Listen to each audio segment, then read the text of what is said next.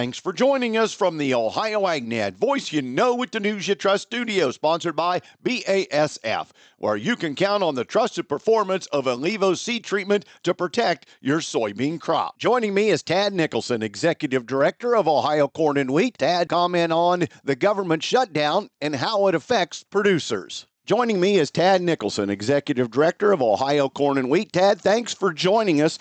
Let's talk, first of all, about some of the big issues we've been hearing about. Nationally, E15, for some reason, we continue to struggle to get Congress to see the value.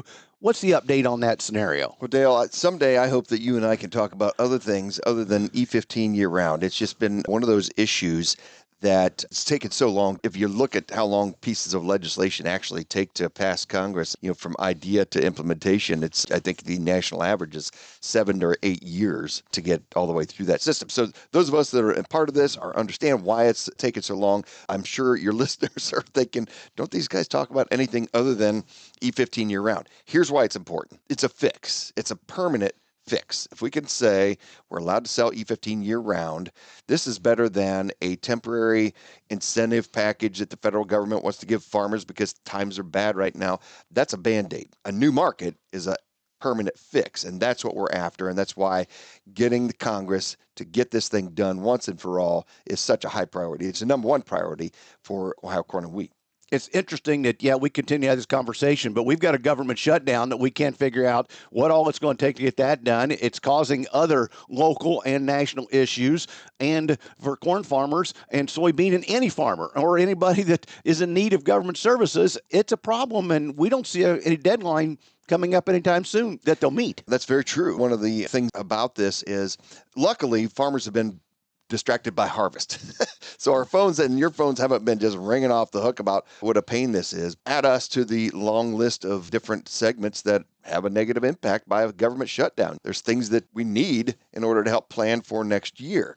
So right now, farmers are close to being wrapped up. And as soon as they're done, what are they going to do? They're going to start planning for next year. And they're going to be looking for those reports that are all delayed. They're going to be looking at purchasing input. It's a time of year when we need everything at our disposal. And like it or not, the federal government does matter to supplying us with information that we need. And so you could be one of those farmers that really needs that disaster package, and you're waiting on what the fate of that. There's all sorts of things that farmers are going to be inconvenienced about, and that's all going to be coming up because we're getting done with harvest, and we're going to look around and realize there's no federal government working right now. It is interesting, though, isn't it, that they found money to keep the FSA offices open. So when the government said we could pay the military and we're going to keep the FSA offices open, that was a clue to many of us that said, we're in this for the long haul. And thank you, Tad Nicholson, Executive Director of Ohio Corn and Wheat. Today's weather brought to you by Seed Consultants. Simply better performance online at seedconsultants.com. Here's the forecast. A mix of clouds and sunshine, but dry here through the rest of this afternoon. We are seeing a little bit of cloud cover try and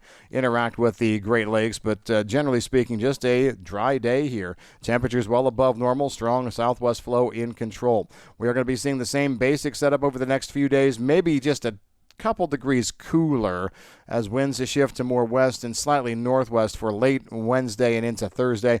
Then a strong surge of southwest flow coming ahead of our next front on Friday. That front brings rain to, I think, all of Ohio, anywhere from 1/10 to 3/4 of an inch, coverage at 100%. I'm Ryan Martin. And thanks, Ryan. Back with more after this.